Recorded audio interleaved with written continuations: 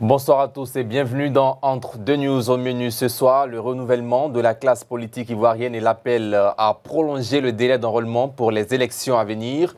Élections bien sûr d'enrôlement. Nos invités pour cette édition sont Joël Lorignonka, analyste politique et écrivain. Bonsoir à vous.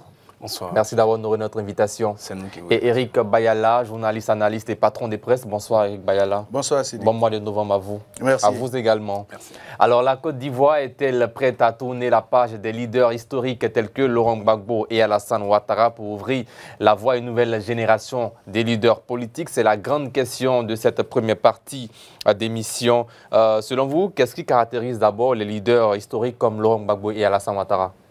Bon, pour moi, déjà, il faut dire que la question que vous avez posée, moi je rentre avec les deux pieds. La Côte d'Ivoire, aujourd'hui, n'est pas prête.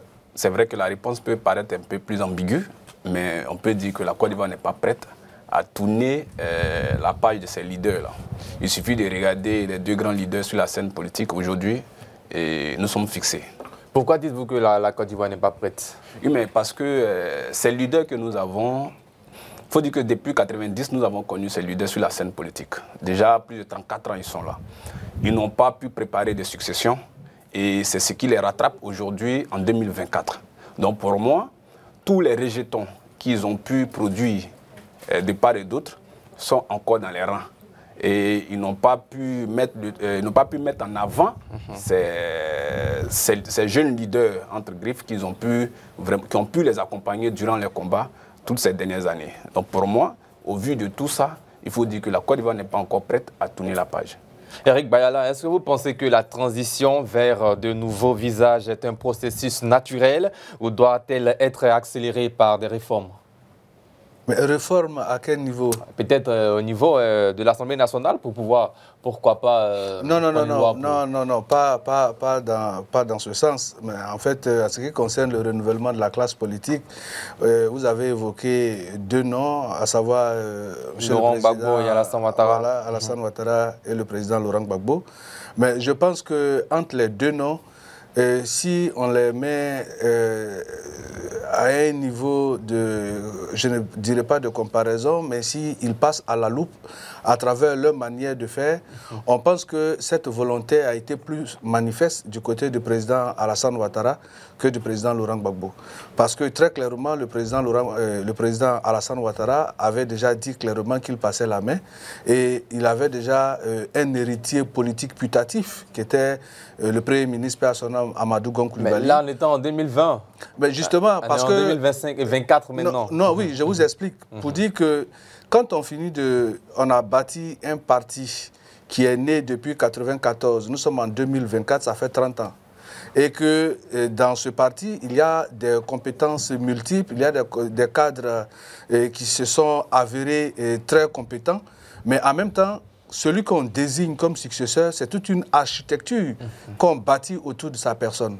Et quand il y a un cas de force majeure où on s'y attend le moins et que cette personne disparaît de la scène sans qu'aucun indicateur fondamentalement présageait cela, on ne dit pas, bon, comme X est parti, automatiquement, il faut que Y remonte sur la chaise. C'est toute une architecture qui avait été bâtie.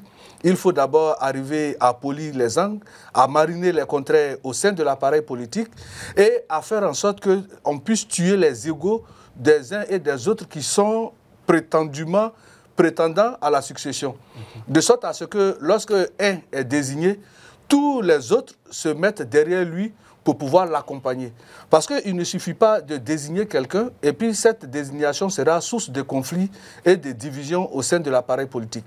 Et donc, vous voyez, je prends le cas du PDCI par exemple. On s'y attendait le moins, le président Henri Konan Bédié décède, on a eu une élection, tous ceux de sa génération qui étaient à un palier un peu inférieur se disaient que quand le vieux allait décider de passer la main, bon, quand il va regarder dans le rétroviseur, il ne verra pas forcément la génération de Thiam, parce que quand vous prenez Bédié, il est mort à l'âge de 89 ans. Le président Thiam en a 62 aujourd'hui. De 89 à 62, imaginez la génération et la tranche d'âge de personnes qui sont sacrifiées.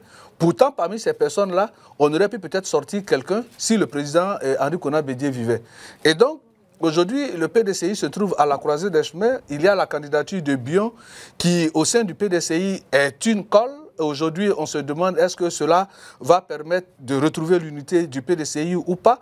Mais une chose est sûre, on ne désigne pas un héritier pour que la désignation de cet héritier-là devienne source de conflit au sein du parti. Bien au contraire, quand on désigne quelqu'un comme celui à qui on passe les armes, il faut que cette personne-là soit capable de faire l'unanimité et de continuer la marche. Bien. Laurie Nyonka, pour Eric Bayala, le RHDP à travers le président Ouattara ne cesse d'afficher sa volonté manifeste de se retirer de la scène politique ivoirienne. C'est pour également renforcer son parti, la cohésion au sein de son parti qui semble être très important. Est-ce que vous partagez ce même avis? Écoutez, mon frère Bayala, il faut dire que déjà, il avoue l'échec du président Alassane Ouattara. À quel niveau? Au niveau de la succession, bien sûr. Avant d'être aujourd'hui RHDP, il a été président du RDR. Rappelons-nous, il a été président du RDR avant de devenir RHDP. Je crois bien qu'à un de ses discours, il a dit que le RHDP regorge plus d'une demi-douzaine de cadres susceptibles de prendre le relais. C'était en 2020. Ça, c'était en 2020. Et en 2020, on perd Amadou Gon Coulibaly, perd son âme, qui devait remplacer le président de la République, Alassane Ouattara. Mais en 2020, c'est vrai qu'il y a cas de force majeure. Mais nous sommes en 2024. En 2024, aujourd'hui, le président Alassane Ouattara ne peut pas dire qu'il n'a pas encore trouvé de successeur. Où sont passés les demi-douzaines dont il parlait? Il faut dire que nos grands leaders politiques aujourd'hui n'ont pas pris le temps de préparer leurs successeurs. Et ça, c'est une réalité. Parce que tout le combat qu'ils sont en train de mener... Une réalité propre à tous les grands partis politiques. Bien sûr, tout le combat politique qu'ils sont en train de mener aujourd'hui résume à leur personne. À leur personne. Ils ne prennent pas le temps de préparer les successeurs naturels. Aujourd'hui, quand il me dit qu'il faut arrondir les bords, sinon il y aura des divisions dans les partis, ou dans le parti RHDP, il faut arrondir les bords avant de choisir un successeur. Mais attends, le président Alassane Ouattara a fait un combat avec des personnes. Laurent Gbagbo également a mené un combat depuis 1990 avec des personnes. Aujourd'hui, l'âge qu'ils ont, dire qu'ils n'ont pas préparé de successeurs, pour moi, c'est un rêve. Au-delà du Premier ministre Amadou Gon Coulibaly, qui devait succéder au président Alassane Ouattara, mais il y en a encore d'autres. Pourquoi ne pas passer la main, par exemple, à Touré Mamadou? Pourquoi ne pas passer la main à Bitogo? Pourquoi ne pas passer la main à Mabri qui est dans son parti? Peut-être c'est la demi-douzaine. Au niveau du PPACI, il y a Picasse qui est là, il y a Awadon Melo qui est là. Et donc, ce qui sous-entend que tout le combat que ces personnes sont en train de mener se résume à leur personne. C'est tout. Et concernant le PDCI, il a dit, si le président Henri Konan Bédié vivait, aujourd'hui, peut-être qu'on ne serait pas... Voilà. L'avenue de Thiam, peut-être ce n'est pas... C'est une question qui... Il est venu par le décès du président Bédié. Le président Bédié meurt, Tidjane Thiam va à un congrès, il gagne les élections. Avec des cadres qui sont exclus. Hein. Mais écoutez, le PDCI aujourd'hui a choisi son président. Le PDCI est un président, le PDCI est dirigé. Bion, il a parlé de Bion tout à l'heure, l'unité au sein du PDCI. Mais Bion n'est pas le président du PDCI.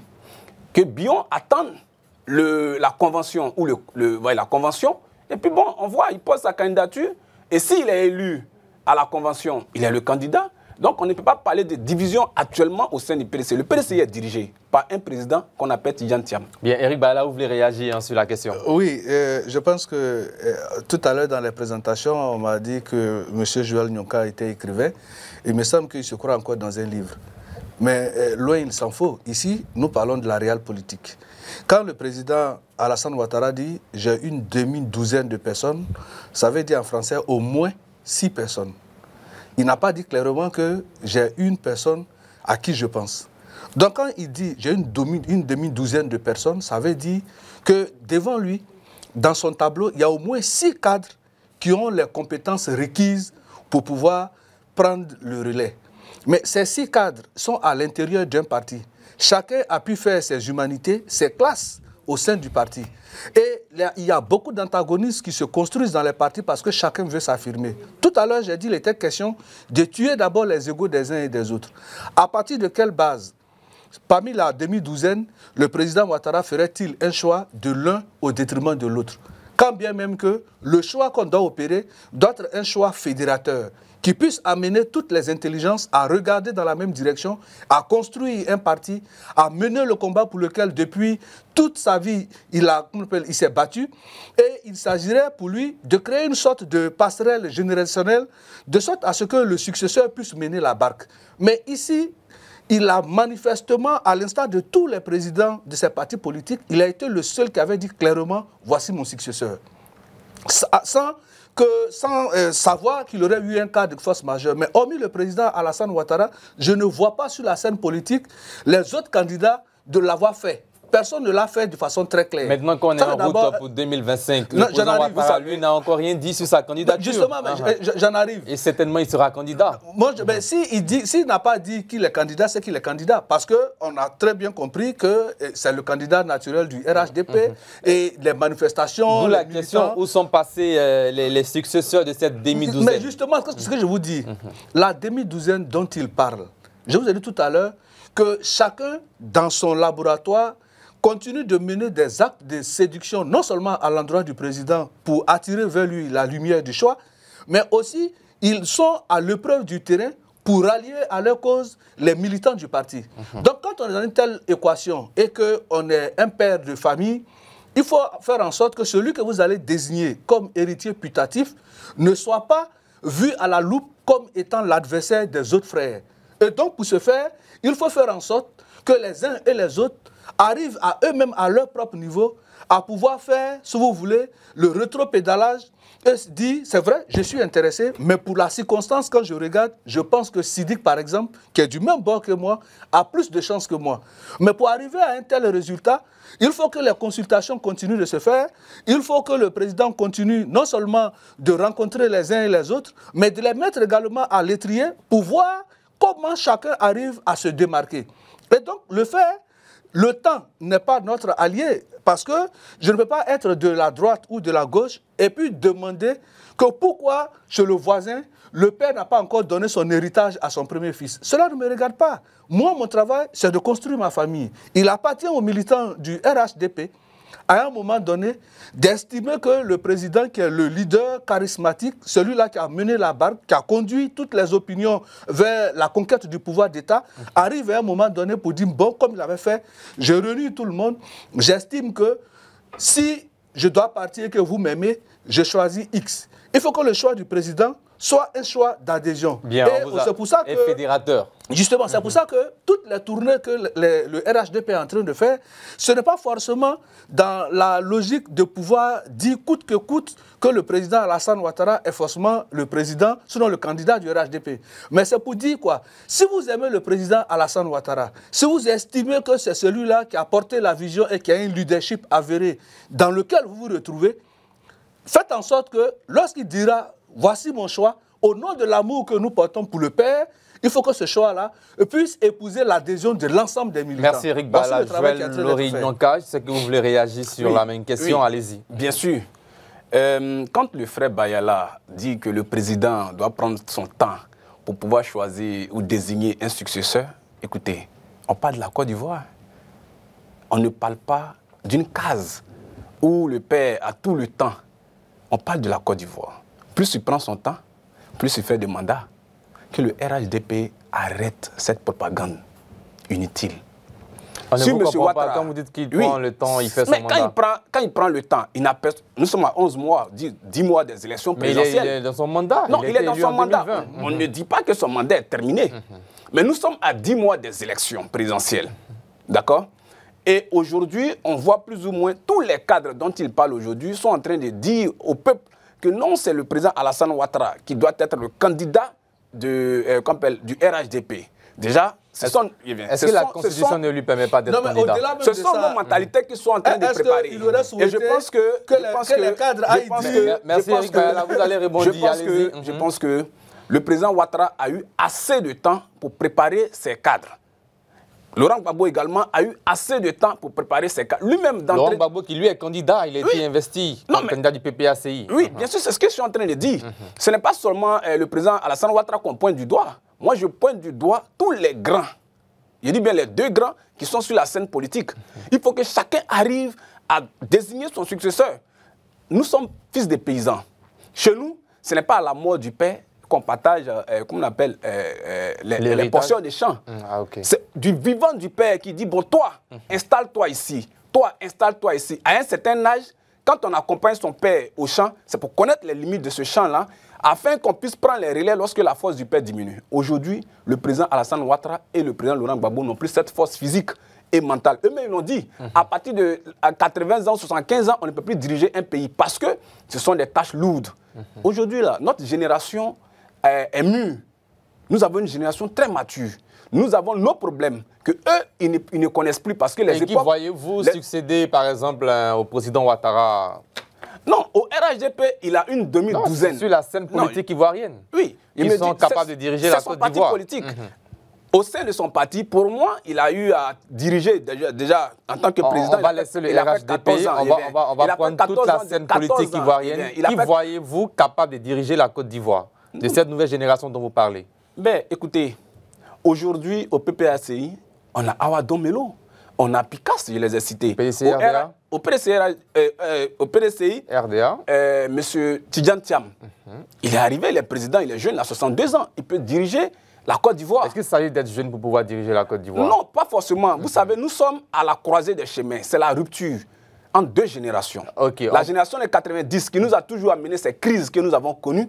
Écoutez, M. Sidik, aujourd'hui, je pense que si ces grands n'ont pas encore choisi leurs successeurs, ils sont en train de nous préparer un match retour de 2010. Et nous ne voulons pas vivre ça. Nous sommes bien partis pour un match retour. Nous ne voulons pas vivre ça. Quand on dit match retour, c'est bien sûr une élection. Gbagbo, Laurent et Alassane Ouattara. Ces deux pères-là nous ont envoyé 3000 morts en 2010.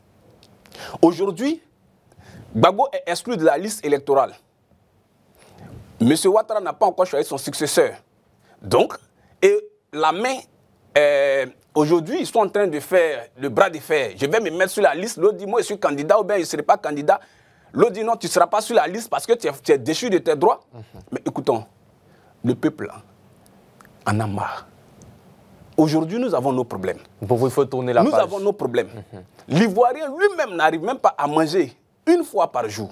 Ça, c'est un problème. Et qu'est-ce qui vous dit que la nouvelle génération ne fera pas pire que ses anciens? Oui, mais vous savez, aujourd'hui, vous avez, par exemple... Parce que dans cette nouvelle génération, il y a Guillaume Soro, il y a Charles Blé Goudé également qui ont été des grands acteurs dans la crise ivoirienne. Mais effectivement, c'est ce que je suis en train de dire. Nous avons une nouvelle génération.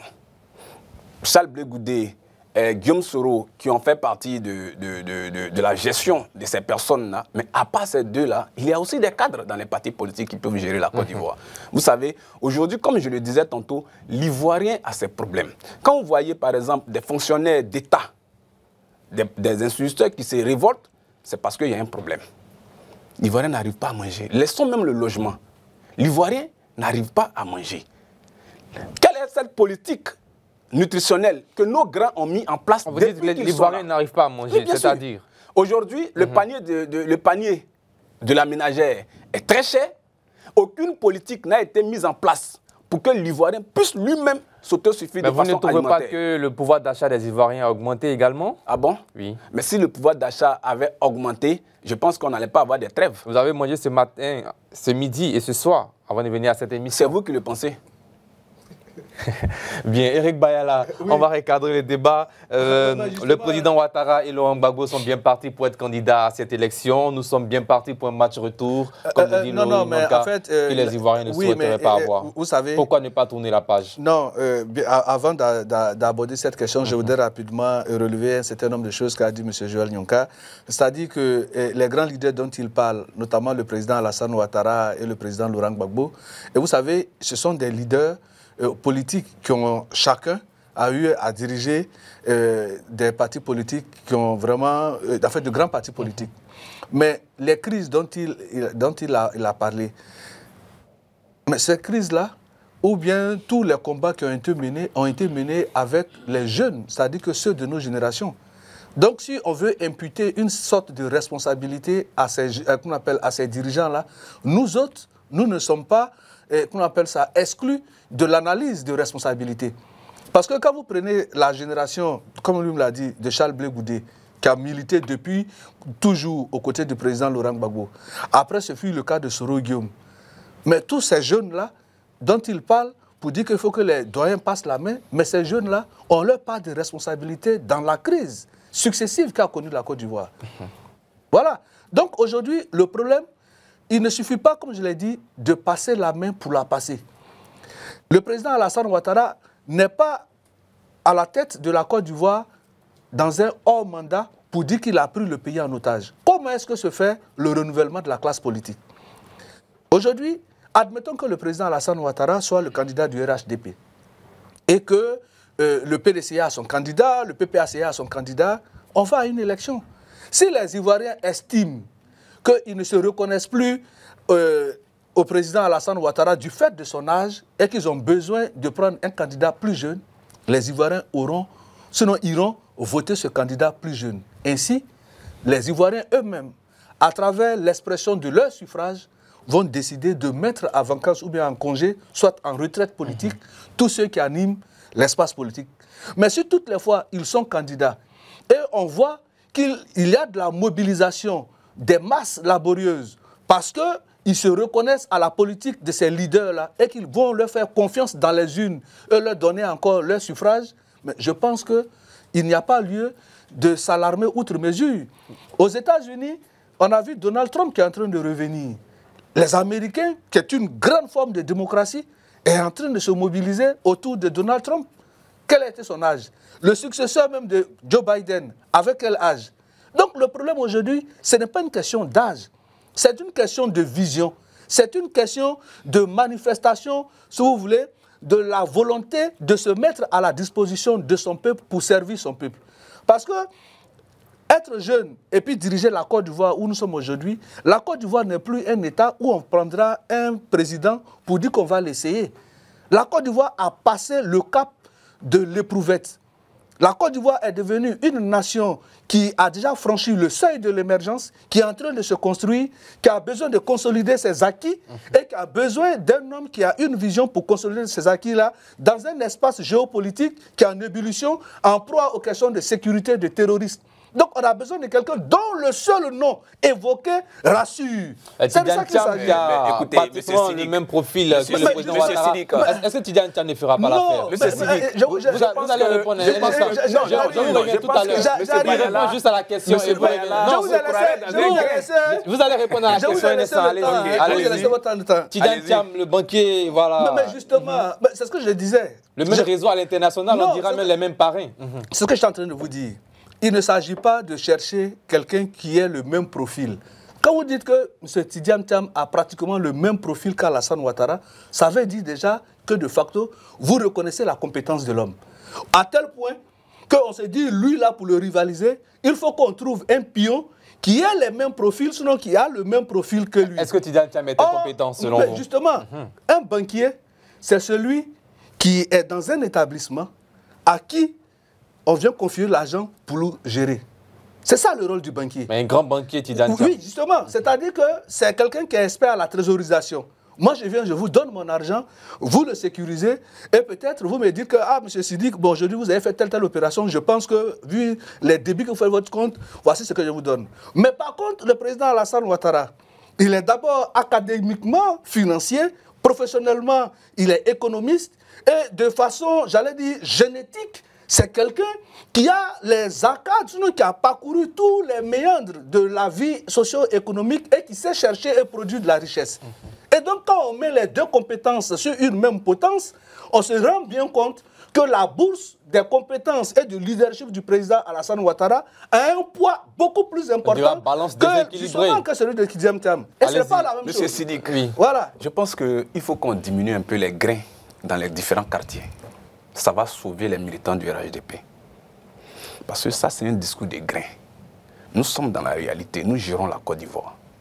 Déjà, quand il a parlé de jeunes générations, il a cité Blé Goudé et Guillaume Soro. Mais ce ne sont pas les deux jeunes seulement qui sont en Côte d'Ivoire. Aujourd'hui, il y a Saleh Temboko qui n'est pas mal. On ne va pas prendre Saïd Timoko pour le mettre au pouvoir, comme je le... Non, je veux dire que le prendre pour le mettre au pouvoir. Mais il y a des gens de la trompe... Vous avez semblé attentif à mon développement, mais vous n'avez absolument rien compris de ce que j'ai fait. Ce n'est pas seulement Soro Guillaume et Blé Goudé. Ce n'est pas seulement ces jeunes-là. Mais lui-même, il est présidentiable. Non. Lui-même, Bayala, il est présidentiable. Vous nous apprenez. Non, mais il est présidentiable. Non, non. Pourquoi vouloir, à tout moment, en tant que... Lui, il est père de famille.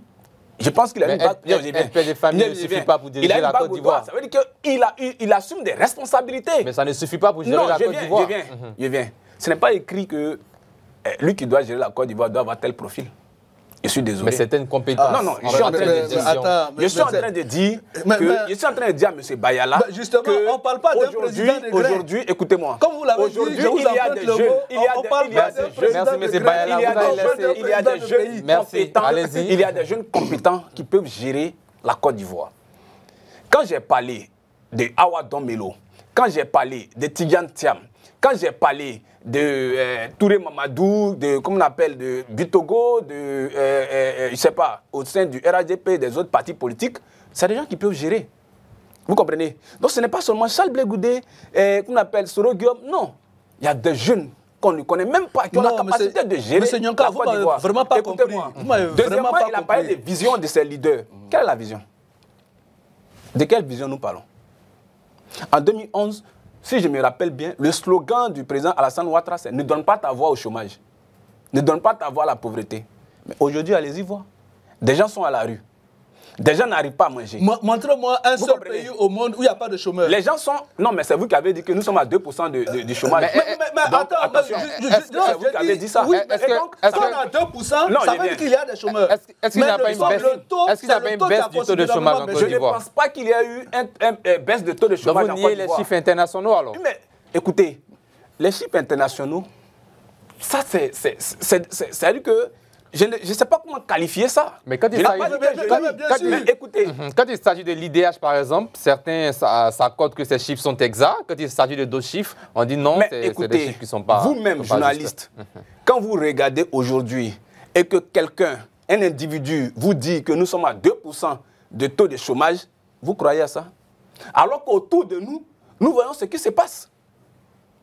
Nous voyons aujourd'hui ce qui se passe. C'est ce que je dis, M. Joël Nyonka. Vous comprenez? Donnez-moi un seul pays au monde où il n'y a pas de chômeurs.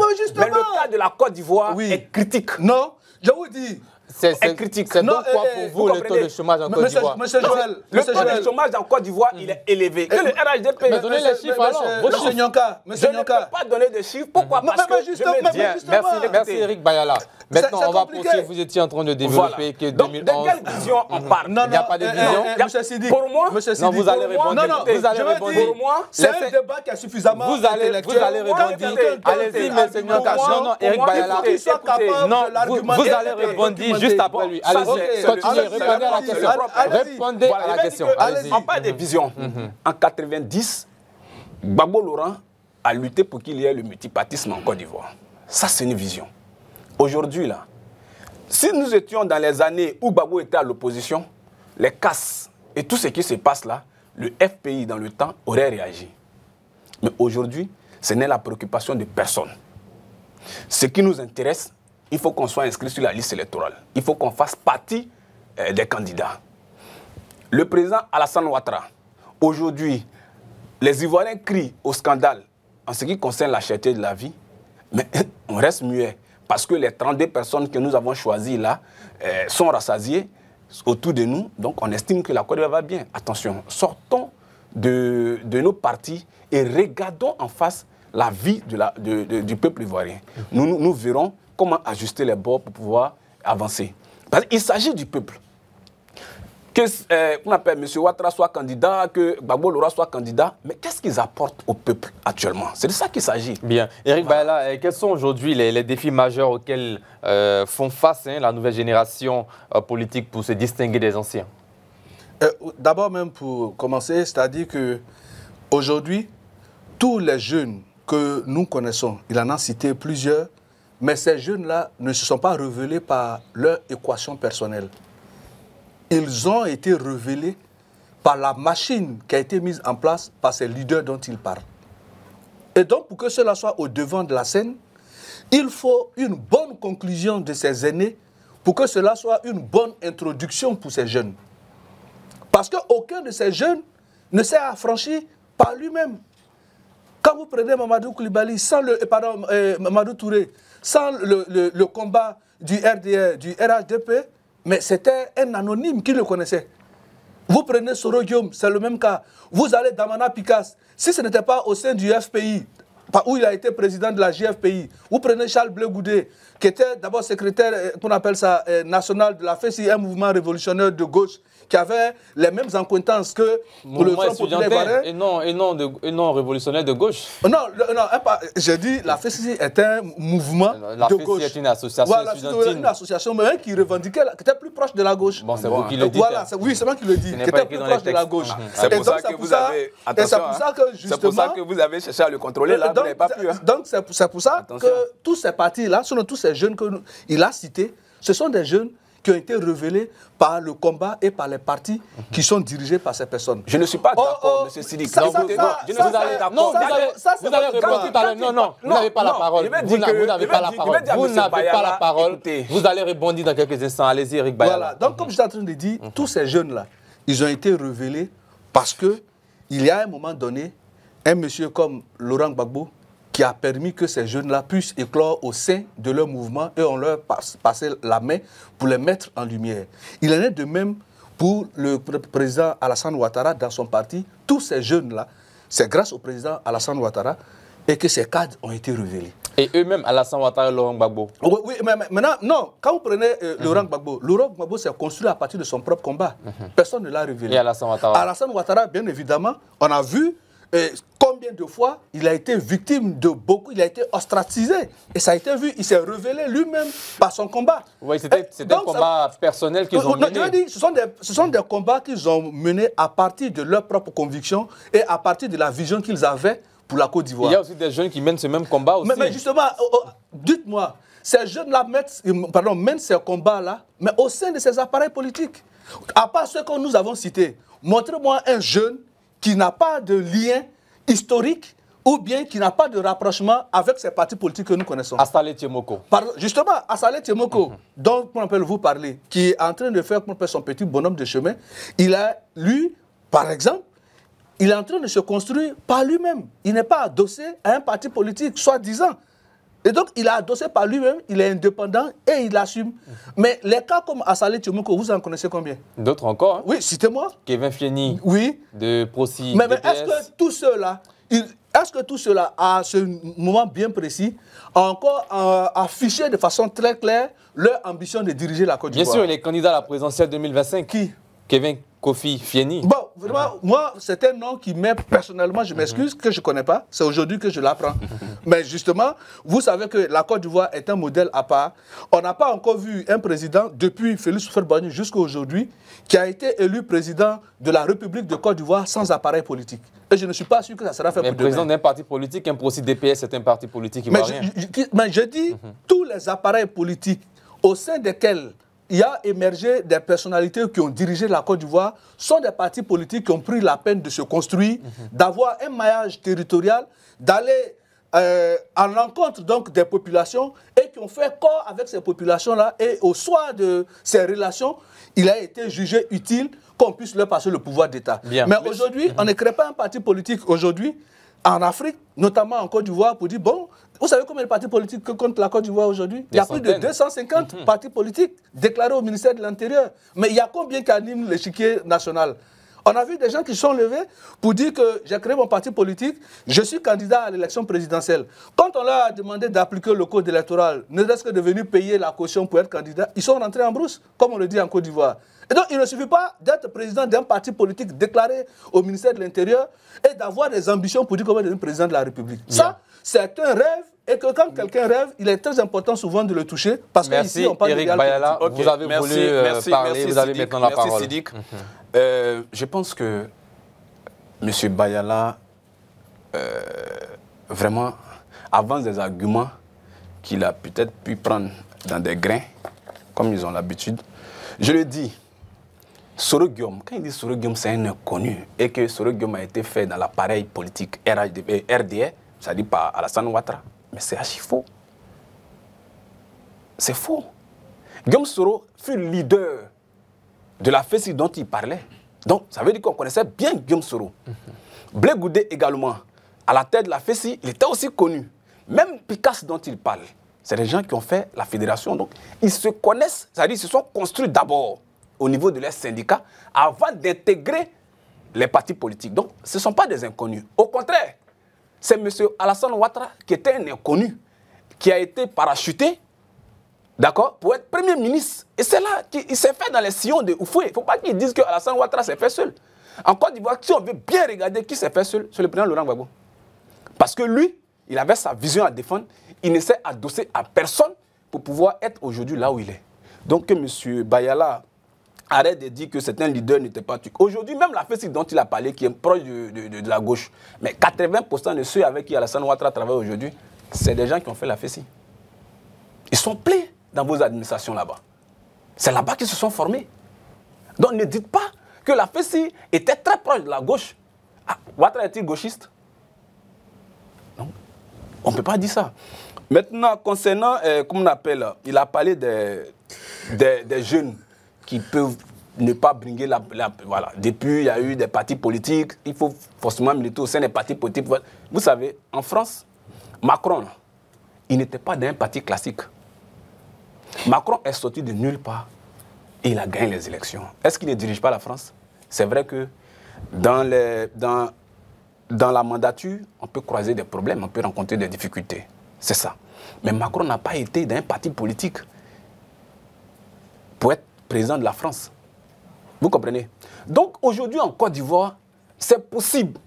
Mais c'est parce qu'on nous fait croire dans nos différents grains que forcément il faut militer dans un parti politique avant d'être président de la République. C'est-à-dire qu'il faut forcément avoir fait un appareil politique, il faut forcément avoir été transformé par un leader. Non. Mais pourquoi? Parce que eux, la vision qu'ils ont, c'est parce qu'eux, ils n'arrivent pas à s'affirmer, qu'ils pensent que forcément, il faut aller dans un parti politique, arrondir les bords avant d'être président de la République. On se demande à quoi ressemblerait une élection en Côte d'Ivoire en 2025 sans Alassane Ouattara et Laurent Gbagbo. Oui, mais sans Alassane Ouattara et Laurent Gbagbo, ils pensent que la nouvelle génération, vous avez parlé de quelqu'un tout à l'heure, on connaît certains, dont les Assalé Timoko, les Thiam, mais ils vont nous donner leur vision, ils vont partager leur vision. Pour moi, ça sera une élection très apaisée, avec une génération qui connaît réellement les problèmes de la Côte d'Ivoire de maintenant. Thiam qui lui n'était pas en Côte d'Ivoire durant de longues années. Non, mais écoutez, Thiam n'était pas en Côte d'Ivoire durant des années. C'est vrai. Ça, c'est un fait à ne pas nier. Est-ce qu'il connaît les réalités des habitants d'Abobo Dereraï? Mais Thiam ne travaille pas seul aussi. Thiam travaille avec une équipe. Par contre, Alassane Ouattara aussi, il était en France. Est-ce que vous savez, après son mandat d'arrêt, il allait s'exiler. On pourrait dire aussi, non, comme il est là-bas, donc il ne connaît pas les réalités de la Côte d'Ivoire. Quand il est arrivé, il y a une équipe qui était là, les Amadou Gon, travaillait sur le terrain pour lui. Thiam est arrivé, il est en train de prendre le pouls, c'est vrai, mais il y a des gens qui ont travaillé avec Bédier, qui ont même travaillé avec le RHDP dont on parle aujourd'hui, et qui connaissent le terrain, qui vont l'aider à arriver là où il doit arriver. Donc on ne peut pas dire que Thiam, il est novice, qui ne connaît pas la Côte d'Ivoire. C'est vrai, il est resté longtemps hors de la Côte d'Ivoire, mais il a une équipe avec laquelle il travaille. Vous comprenez? Voilà. Donc en 2025, je pense que ça sera une élection sans ces deux grands-là, une élection qui va refléter les réalités de la nouvelle génération que nous sommes. Aussi une équation difficile à résoudre. Laurent Gbagbo est déjà candidat, Alassane Ouattara n'a encore rien dit. Éric Bayala, comment vous réagissez après l'intervention de Oui, ce que je veux dire à M. Nyonka, c'est qu'il a parlé des leaders, notamment de la FESI, qui sont révélés par eux-mêmes, à savoir, comment on appelle ça, M. Soro Guillaume, qui se serait révélé par lui-même parce que leader syndical. Mais je vous dis qu'il était important, il est important de se documenter quand on vient sur un plateau télé. Parce qu'il ne suffit pas de venir affirmer une rumeur ou bien de venir mettre au goût du jour ce qu'on pense être vrai. Vous savez très bien que M. Soro Guillaume avait pour parrain politique M. Laurent Gbagbo, quand il devrait diriger la FESI. C'est M. Soro Guillaume même qui a présenté M. Charles Blé Goudé au président Laurent Gbagbo. Donc, les premiers pas dans le syndicalisme de M. Soro Guillaume au sein de la FESI, ça a été sur la tutelle politique de M. Laurent Gbagbo. Ça, je vous l'apprends. Il en a été de même pour M. Charles Blé Goudé. Quand je vous dis que la FESI est un mouvement de gauche, ils ne s'en cachent pas, ceux qui ont dirigé la FESI. C'est un mouvement de gauche. Et aujourd'hui, les partis de gauche, en première place, il y a le Front populaire ivoirien. Quand vous dites que M. Alassane travaille avec les gens de la FESI qui sont pleins dans l'administration, mais laissez-moi bon, je vais être peut-être un peu plus modéré pour dire que ce que vous devrez comprendre, c'est que ce n'est pas parce qu'on a été à la FESI qu'on n'a pas le droit d'être fonctionnaire. La FESI est un mouvement estudiantin. Et quand les gens sont sortis de cette université, sinon du monde estudiantin, et qui travaillent dans l'administration, ça veut dire qu'au moins il y a un problème du chômage qui a été résorbé par le président Alassane Ouattara. Il a permis à ces jeunes qui ont fait des mouvements estudiantins, sortis de l'université, à travers des concours, de rentrer à la fonction publique. Et vous l'affirmez si fièrement. Et donc c'est un pan qui prouve qu'effectivement, que même quand on est dans un mouvement de gauche, et qu'on en sort, et qu'on a les compétences requises, il y a de la place pour chaque Ivoirien sous la mandature du président Alassane Ouattara. Merci Eric Bayala. Je pense que malheureusement, nous sommes arrivés au terme de cette première partie d'émission. On aura l'occasion prochainement de revenir sur ce sujet. Chers téléspectateurs, ce n'est pas fini. Avant, nous venons de voir que le renouvellement de la classe politique ivoirienne est un enjeu complexe. Passons maintenant à notre second sujet du jour, le souhait de la prolongation du délai d'enrôlement pour les élections de la révision de la liste électorale. C'est un souhait du président du PDC RDA, Tidiane Thiam, mais avant, la pub. Suite à la récente intervention de Tidiane Thiam à Yopougon le week-end dernier, une question se pose. Une prolongation du délai d'enrôlement est-elle nécessaire pour garantir des élections justes et inclusives en Côte d'Ivoire? C'est d'ailleurs le sujet de cette seconde partie d'émission. Eric Bayala, quelles sont donnez-vous à cette tournée de Tidiane Thiam durant l'opération de renouvellement de la liste électorale? Je pense que d'abord, moi personnellement, c'est une tournée qui ne me meut pas, d'autant plus que cette tournée, j'estime qu'elle aurait dû intervenir bien avant le lancement de l'opération de l'enrôlement. La tournée de Tidiane Thiam auprès de ses militants aurait permis à ceux-là de pouvoir susciter un certain engouement à les mobiliser en vue d'aller se faire enrôler. Maintenant que l'opération est lancée, il va dans les centres, dit-il, pour se rendre compte si les techniciens sont bien formés, si ils ont le matériel qu'il faut pour pouvoir faire le travail de l'enrôlement pour lequel ils sont là. Bon, la seule chose que je retiens, c'est que peut-être cela participe à séréniser ces militants. Voilà, mais est-ce qu'il n'est pas trop tard? C'est la question que je m'amène à me poser. Bien. Et vous, quel sens donnez-vous à cette tournée de Tidiane Thiam?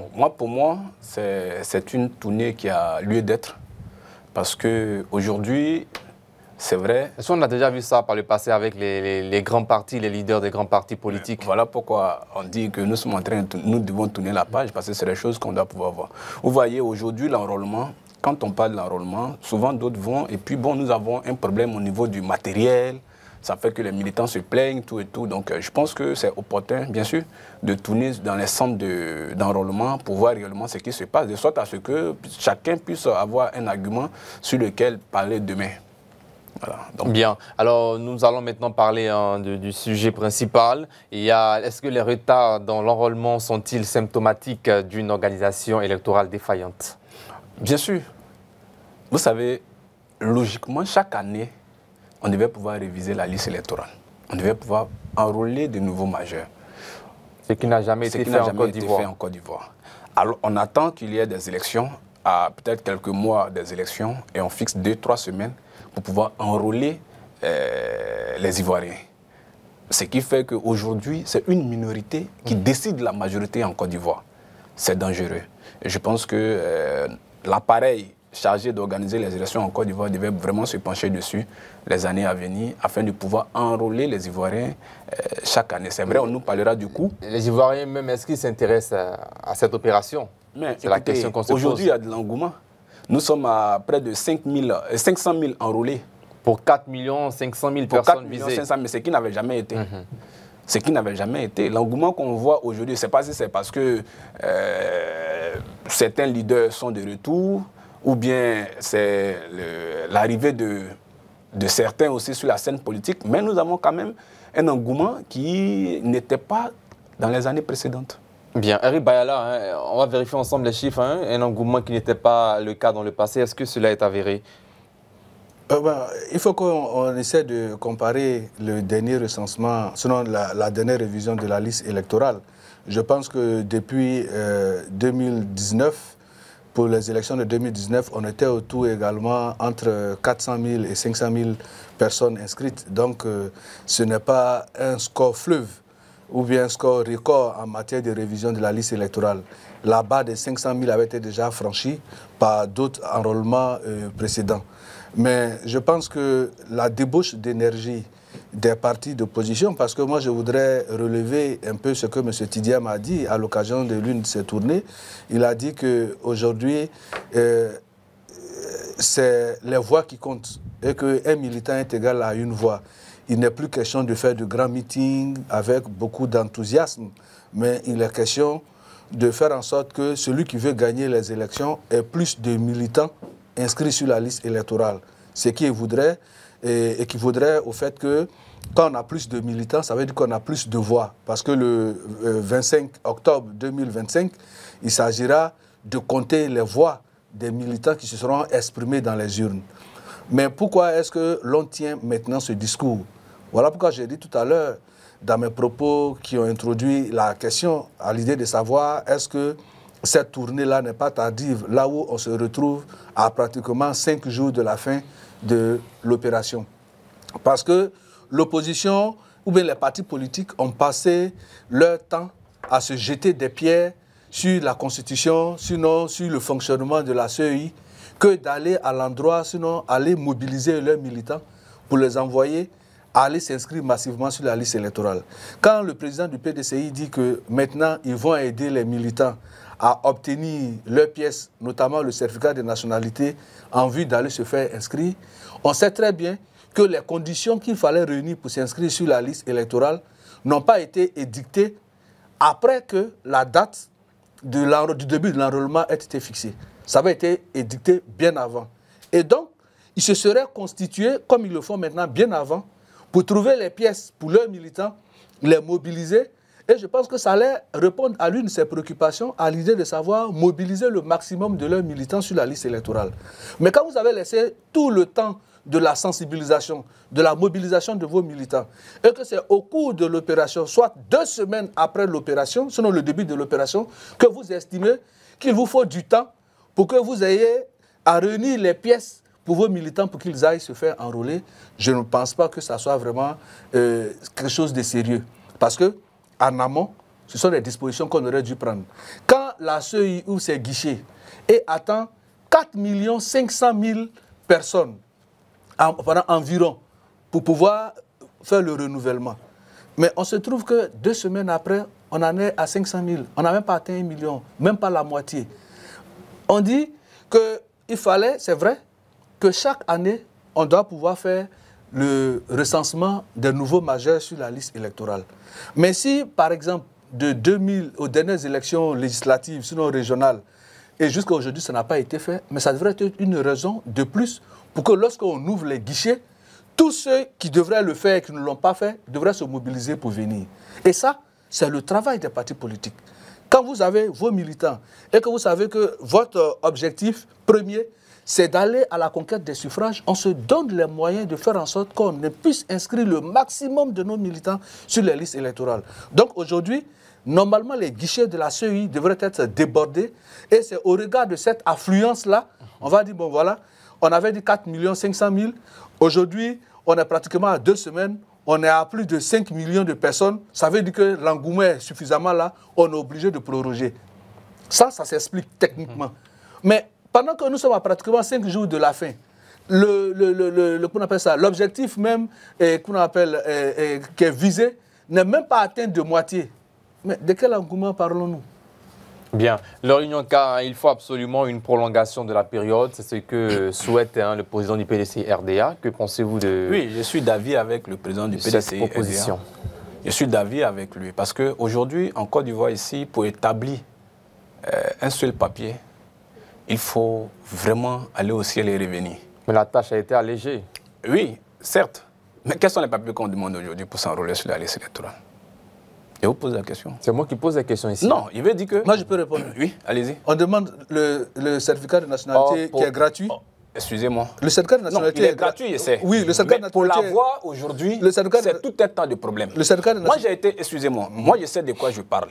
J'ai été candidat face au RHDP à Daloa aux législatives passées.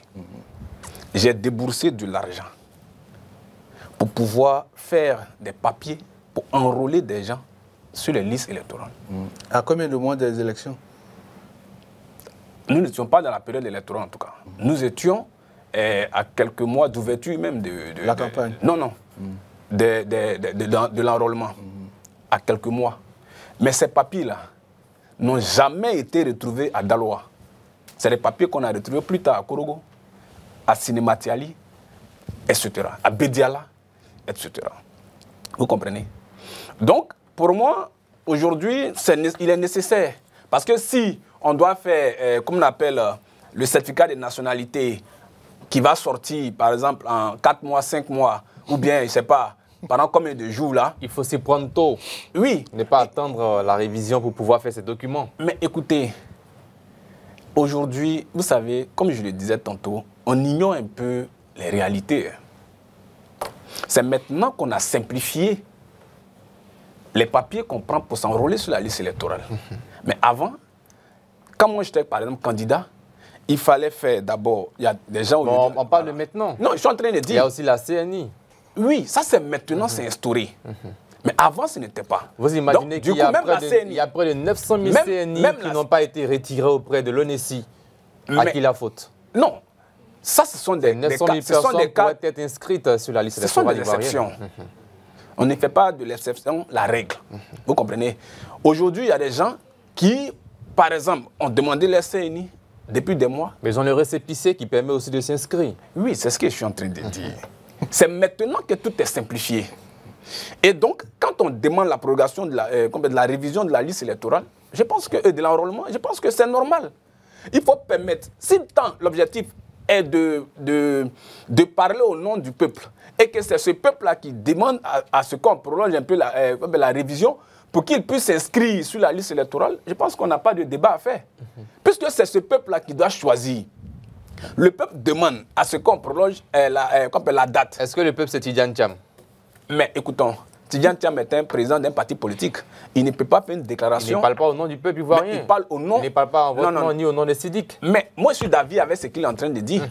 Parce que si moi, peut-être je dois m'enrôler et que actuellement je ne suis pas enrôlé parce que peut-être il y a eu un petit souci, mais qu'on me permette de m'enrôler. Par rapport à ce qu'a vient de dire M. Nyonka, je pense qu'en ce qui concerne le certificat de nationalité, pour l'avoir, on ne met pas 4 mois pour avoir le certificat de nationalité. Non, le certificat de nationalité ne s'obtient pas en 4 mois. Si vous avez un délai peut-être de plus de 4 mois, une chose est sûre, le magistrat qui reçoit le dossier va vous indiquer clairement si le dossier de la demande de l'obtention du certificat de nationalité est accepté ou est rejeté. Parce qu'il y a 2 pièces qui sont requises essentiellement, à savoir l'extrait de naissance du requérant, plus une des pièces d'identité des ascendants, soit du père ou de la mère. Donc quand vous réunissez ces 2 pièces, ça veut dire que vous avez soit la carte nationale d'identité de votre père plus votre extrait de naissance, ou la carte nationalité de votre mère et votre extrait de naissance, vous faites la demande à travers des imprimés qu'on a au tribunal, vous faites la demande du certificat de nationalité. Tout au plus 3 jours, vous obtenez ce certificat de nationalité. Bien. Ça, c'est ce qui est logique. À côté de la prolongation, on va aller rapidement, oui, nous sommes au terme de maintenant, cette justement, comme je l'ai dit, je disais qu'aujourd'hui, les mécanismes sont mis en place pour que tous ceux qui veulent aller se faire enrôler le fassent le plus rapidement possible. C'est vrai, on a dit que la CENI, pour l'avoir, il fallait plus de temps. Mais quand vous partez vous faire enrôler à la CENI, pour la CENI, on vous donne un récépissé. Quand bien même que vous n'avez pas la pièce, l'État dit que cette pièce, sinon le récépissé, peut vous permettre de vous inscrire sur la liste électorale. Tout à l'heure, j'étais en train de dire, qu'est-ce que j'ai dit, comme toujours. J'ai dit en Côte d'Ivoire, nous avons la société civile, nous avons les partis politiques, qui sont des organes qui participent à la gouvernance de notre société en termes de critique et de proposition. Pourquoi est-ce que la société civile et les partis politiques ne mènent pas le combat selon lequel tout individu qui a 18 ans doit pouvoir disposer de sa carte nationale d'identité? Et Et ça doit être une attitude citoyenne pour chaque citoyen. J'ai 18 ans révolus, je dois pouvoir m'affirmer, affirmer mon identité. Et la loi du pays dans lequel je dis, pour dire que la seule pièce administrative à partir de laquelle on décline mon identité, c'est ma carte nationale d'identité. Bien, on va terminer. Dernière question pour vous. On va pas attendre. Est-ce que cette demande de prolongation proposée par Tidiane Thiam se pose comme un signe de désespoir ou d'optimisme? Non, parce que je vous dis... On va répondre rapidement. Moi, je réponds à la question. Pour répondre à la question, pour dire, il y a une prolongation lorsque on voit que la demande est beaucoup importante et que le délai imparti n'a pas suffi d'absorber toutes les personnes qui sont au guichet de l'institution. Il se trouve aujourd'hui que pour un objectif de 4 500 000 personnes, 2 semaines après, soit 5 jours qu'on appelle ça, avant la clôture de la date, sur les 4 500 000 espérés, nous sommes à 500 000 environ de personnes au guichet. Maintenant, on va prolonger pour quelle personne qui en manifeste le besoin. C'est ça. Au moins, si on était peut-être à 4 200 000 et on voit que chaque jour, il y a du monde dans les guichets, on se dit que bon, le délai imparti ne peut pas nous permettre d'absorber tout ce monde-là, on est obligé de proroger. Bien. Mais aujourd'hui, les guichets sont vides. Est-ce que c'est désespoir pour Tidiane Thiam ou d'optimisme? Non, mais aujourd'hui, je pense que ce sont les soubresauts de l'agonie d'un parti politique qui a vu qu'il se voit échoir. Sinon, entre ses mains, il voit qu'il est en train de perdre la bataille de l'opinion et de la mobilisation des militants en vue de se conférer des voix et qu'aujourd'hui, il se résume à trouver une parade pour dire qu'il faut proroger.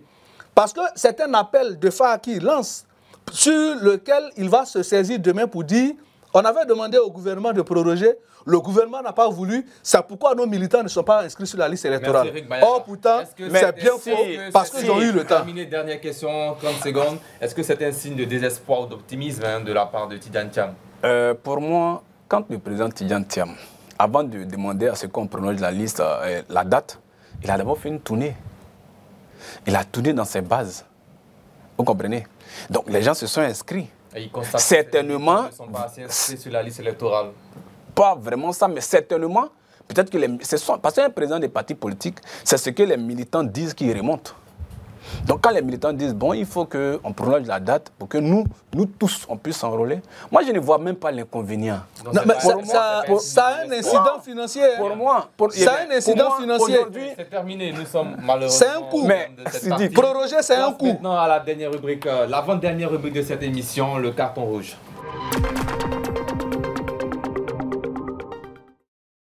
Nous sommes dans le carton rouge et le premier carton de cette émission avec Eric Bayala. Mon carton rouge, c'est vraiment pour interpeller les autorités sécuritaires. Vous savez, à l'occasion des travaux du métro d'Abidjan, il y a le passage du métro entre le CHU de Trècheville et la gare de Bassam. Ce coin-là, à partir d'une certaine heure, à cause des travaux, il y a une pénombre et c'est un nid d'agression. Vous voyez, les parents des patients qui sont obligés de sortir pour des raisons diverses sont souvent sujets d'agression sur ce tronçon-là. Donc nous demandons vraiment à nos forces de défense et de sécurité, parce qu'à cause des travaux, des lampes, les réverbères ont été certainement supprimés le temps que les travaux finissent. Donc il y a une pénombre et automobilistes, piétons, parents de malades, en tout cas, personne n'y échappe. Même les travailleurs, parce que c'est la zone portière, ceux qui sortent tôt le matin pour aller au travail, tous ceux-là également sont victimes d'agression. Vivement que les autorités policières, les autorités en charge de la sécurité puissent prendre des dispositions pour garantir et sécuriser vraiment tous les usagers qui, pour des raisons diverses, sont obligés d'emprunter ce tronçon-là. En tout cas, vraiment, carton rouge à ce niveau. Merci Eric Bayala. Vous voulez réagir sur ce carton rouge avant le vôtre? Non, je pense que c'est bien dit. Voilà, c'est bien dit. Votre carton rouge? Carton rouge au gouvernement qui reste insensible aux cris des enseignants du supérieur privé de Côte d'Ivoire. Vous savez, aujourd'hui, dans les grandes écoles, les fondateurs prennent le malin plaisir de ne pas payer des enseignants durant toute l'année académique. Et je pense que cette situation-là provoque beaucoup de dangers, parce qu'un professeur qui fait cours toute l'année et qui n'est pas payé durant cette année-là, je ne pense pas qu'il puisse être concentré pour donner le meilleur de lui-même. Donc quand on cherche un peu les raisons de la baisse de niveau des étudiants ou des élèves en Côte d'Ivoire, il faut aussi se pencher sur ça. Donc je pense que le gouvernement doit pouvoir prendre des mesures drastiques envers ces fondateurs qui ne payent pas les enseignants du privé, du supérieur privé de Côte d'Ivoire. Bien, Eric Baya, la réaction ou question sur ces cartons rouges? Oui, mais comme on le dit, hein, chaque ouvrier mérite son salaire. Et donc, si ces enseignants-là arrivent à donner des cours, il faut que les différents fondateurs soient capables de pouvoir reverser à ces enseignants-là leur salaire parce qu'ils seront traités comme des négriers, comme des personnes qui font... C'est une forme d'esclavage, c'est-à-dire faire travailler quelqu'un et puis après, on ne lui reverse pas son argent. Et après, on se plaint que le taux de fraude ou bien de tricherie, parce que après, quand le gars n'a pas perçu son salaire depuis bien de temps, il est obligé de trouver d'autres moyens, souvent même des moyens illégaux, pour se faire un peu d'argent parce qu'il s'agit d'une question de subsistance. Et il faut qu'on ait le regard tourné vers les fondateurs parce que l'État verse une contrepartie. Qu'on appelle ça aux fondateurs, c'est-à-dire les élèves affectés. Donc il faut que dans les cahiers de charges, désormais, l'État puisse inclure un mécanisme qui permet d'assurer, à travers ces fonds qu'on reverse aux fondateurs, un moyen de pouvoir payer régulièrement les enseignants, avec un regard dessus, de sorte à ce que celui qui ne va pas respecter cette mesure-là ne soit plus éligible à la prochaine année scolaire. Et je pense que si ces mesures-là sont prises, c'est sûr qu'on pourra garantir au moins le salaire de ces fonctionnaires-là. Parce que on dit que vous travaillez, mais vous avez le comportement et l'attitude de quelqu'un qui est au chômage. C'est pour cela que M. Nyonka dit certainement que le chômage a un problème en Côte d'Ivoire, parce que les fondateurs ne repayent pas, sinon ne reversent pas les salaires des enseignants. Nous sommes maintenant dans la dernière rubrique de cette émission, le chiffre du jour, rubrique dans laquelle nous mettons en avant des chiffres en rapport avec la vie de la nation. Le chiffre du jour.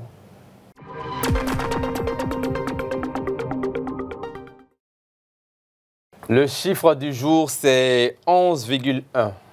Qu'est-ce que ça vous dit? On va dire milliards. Et même francs CFA. Bien, on voit ça maintenant. La Côte d'Ivoire, bien sûr, la troisième phase du programme national de lutte contre la fragilité dans les zones frontalières du nord du pays, lancé pour un budget de 11,1 milliards de francs CFA. Que vous inspire ce chiffre et puis quel sens vous donnez à cette action, ce programme du gouvernement Eric Bayala? Bon, je pense que c'est un programme qui est salutaire. Je voudrais déjà remercier le ministre Mamadou Touré parce que j'ai pu suivre de près la tournée qu'il a eu à faire dans le Bunkani, et notamment à Bouna et dans les zones environnantes. Parce qu'il s'agit là de mettre à disposition des moyens aux jeunes. Il y en a une première phase où ça va concerner un peu plus de jeunes qui ont rendu témoignage de ce que ces appuis-là leur ont permis d'avoir une activité régénératrice de revenus. C'est bien parce que, vous savez, aujourd'hui, tous les pays qui sont dans la partie septentrionale du pays sont en proie à des questions d'insécurité, de terrorisme. Et donc, si ces jeunes-là sont occupés, cela constitue une digue de sécurité qui les freine à être candidats au djihad et aux questions de terrorisme. Parce que les terroristes viennent pêcher dans cette frange de la jeunesse qui se trouve désespérée, qui estime qu'elle n'a rien à faire. Et donc, pour de l'argent, pour des raisons diverses, ils sont candidats à ces questions de djihad et de terrorisme. Or, aujourd'hui, si l'État, à travers ce programme-là, puisse occuper les jeunes, et c'est pour ça que je salue la vision du président Alassane Ouattara, en instaurant le port sec de fer Kessédougou, qui se trouve en équidistance de toutes les grandes capitales, notamment à 600 km d'Abidjan, 600 km de Bobo-Dioulasso et 600 km de Sikasso. Et donc, ce port-là va donc absorber la jeunesse du Nord, ça va les occuper. Et donc, ça va les détourner de toutes les questions liées au terrorisme, tout ça. Merci. Et je pense que c'est salvateur. Eric Bayala, 11,1 milliards. Ok, moi je pense que ça pourrait être salutaire si ces 11,1 milliards-là sont vraiment destinés à la jeunesse. Je pense pour ma part que ce n'est pas du populisme, comme nous avons l'habitude de le constater de la part de certaines personnes, et que ces 11,1 milliards-là servent réellement à la jeunesse concernée. Voilà. Merci, Monsieur Joël Lori-Nyonka. Je rappelle que vous êtes analyste politique, écrivain. Merci d'avoir, et homme politique également. Merci d'avoir répondu à notre invitation. On espère vous revoir très prochainement sur ce même plateau. C'est nous qui vous remercions. Merci à vous, Eric Bayala. Merci, Rendez-vous Sidik. les prochains jours. Voilà, chers téléspectateurs, ce débat souligne l'importance de préparer des élections inclusives et transparentes en Côte d'Ivoire. Merci à nos invités, Joël Lorignonka et Eric Bayala, pour leurs analyses et perspectives éclairantes. L'engagement des citoyens et des partis politiques sera crucial pour garantir un processus démocratique exemplaire dans notre pays, la Côte d'Ivoire, notre seul pays. Merci de nous avoir suivis et à très bientôt pour un autre numéro d'Entre des News. À demain, Madame, Monsieur, bonsoir.